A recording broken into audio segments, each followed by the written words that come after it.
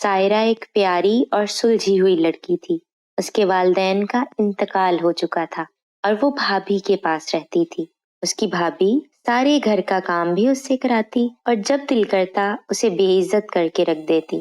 سائرہ نے FA کر رکھا تھا اور اب ایک پرائیویٹ اسکول میں 7,000 روپے پہ جاب کر رہی تھی۔ اس کو جب بھی سیلری ملتی اس کی بھابھی فوراً ہتھیا لیتی اور وہ بیچاری منہ دیکھتی رہ جاتی۔ سائرہ کے پاس پہننے کو کپڑے بھی ڈھنگ کے نہ تھے، مگر اس کی بھابھی کو اس پر ترس نہ آتا، بلکہ وہ سائرہ کو الٹے تانے دیتی کہ وہ بوجھ ہے ہم پر۔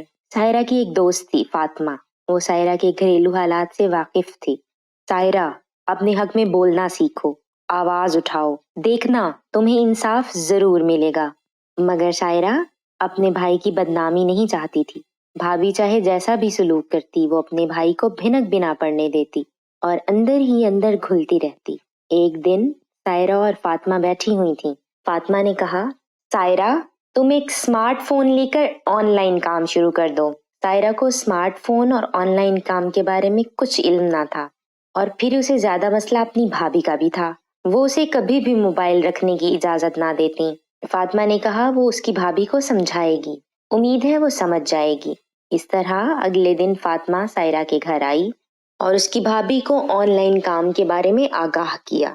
سائرہ کی بھابھی ایک لالچی طبیعت کی مالک تھی۔ جب فاطمہ نے بتایا کہ آن لائن بندہ ہزاروں کیا لاکھوں کما سکتا ہے تو وہ فوراً مان گئی۔ اس طرح فاطمہ کی سفارش پر سائرہ کو موبائل مل گیا اور فاطمہ نے اسے 3-4 فری کورسز گروپ میں ایڈ کر دیا۔ سائرہ چونکہ ایک محنتی لڑکی تھی، اس نے دل لگا کے محنت کی اور 6 ماہ بعد ہی سارا کام سیکھ لیا اور آن لائن کام کرنا شروع کر دیا۔ سائرہ نے ایک موٹیویشنل گروپ جوائن کیا جس سے اس کو زندگی گزارنے کا ایک نیا رخ ملا۔ اس نے اللہ پر یقین کرنا سیکھ لیا اور بھابھی سے ڈرنا بھی چھوڑ دیا۔ اب وہ غلط بات پر یا زیادتی پر چپ نہیں رہتی تھی، بلکہ اسے اپنا دفاع کرنا آ گیا تھا۔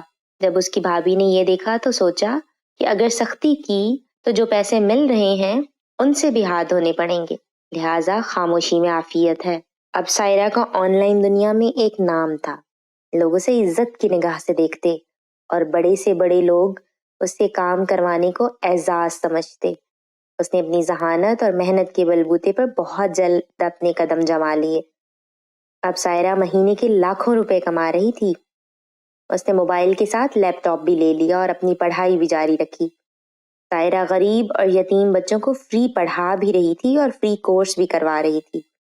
اس نے اپنی ایک اکیڈمی بنا لی تھی اور اپنا ایک مشن بنا لیا تھا، اللہ کی مخلوق کی خدمت کا۔ اس کے دل میں کسی کے لیے بغض نہیں تھا۔ وہ اتنی قابل ہونے کے باوجود سادہ زندگی گزار رہی تھی اور خوش تھی۔ وہ جب بھی فاطمہ سے ملتی اس کا شکریہ ادا کرنا نہیں بھولتی تھی، جس کی بدولت اس کی زندگی کا نیا باب کھلا تھا۔ تو پیارے بچوں، یہ تھی آج کی کہانی۔